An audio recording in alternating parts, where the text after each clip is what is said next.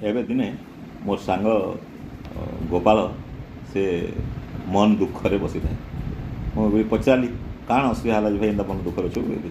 ସେ ବେଲା କାଣା କହିବୁ ଆଜି ହସ ହସ କୁଣ୍ଡା ତାଲ ଲଟକା ହେଇଗଲା ବେଲେ ହସି ହସି କଥାଟା ଦେଖୁଥିଲୁ ଆଉ ମୋ ଟିଭିଟା ଭାଙ୍ଗିଗଲା ବେଲେ ମୁଁ ପଚାରିଲି କାଣା ଅସୁବିଧା ହେଲା।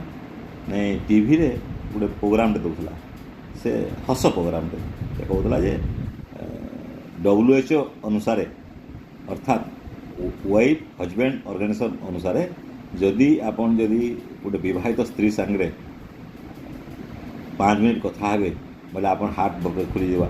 10 ମିନିଟ୍ କଥା ହେବେ BP ନାଇଁ ରହେ। 15 ମିନିଟ୍ କଥା ହେବେ ଆପଣ ଟୋଟାଲ୍ ବଡ଼ି ଠିକ୍ ରହିବା। 20 ମିନିଟ୍ କଥା ହେବେ ଆପଣ ମାଇଣ୍ଡ ବି ସେଟ୍ ହେଇଯିବା ବୋଲି ସେ ବିଭିନ୍ନ କଥା ମାନେ ସବୁ ଗୋଟେ ବିବାହିତ ସ୍ତ୍ରୀ ସାଙ୍ଗେ କଥା ହେଉଥିଲେ କେନ୍ତା ହେବା ସେଟା କହୁଥାଏ। ତ ମୋର ୱାଇଫ୍ ସାଙ୍ଗେ ଆମେ ଦୁଇ ଲୋକ ଶୁଣୁଥାଉ ସେ ସେଥିରେ ଖୁସି ହେଉଥାଉ ଯାହା ହଉ ଏତେ ୱାଇଫ୍ ସାଙ୍ଗେ କଥା ହେଲେ ଭଲ ବୋଲି କହୁଛେ ବୋଲି ବହୁତ ଖୁସି ହେଉଥାଉ। କିନ୍ତୁ ଲାଷ୍ଟ ସେ ବୋଇଲା କିନ୍ତୁ ଗୋଟେ ସର୍ଟ ହେଲା ଯେ ସ୍ତ୍ରୀଟା ନିଜର ନାଇଁ ହେଇକିରି दूसरा लोकटा हवा कथा बोली कहला जेन्ता हेन्ता बोली देला मोर स्त्री तो सीधा तार बेलना बाटा धरला मारिदेला लाभटे जे पूरा सीधा टीवी पूरा कुकुटी गला। भाई बिना कथारे बिना मतलब रे एजें 40,000 जिनिस खराब हो गला बोली मुझे दुखरे बसी जा मुझे हसबी कि कांदबी यार कही नहीं पारली।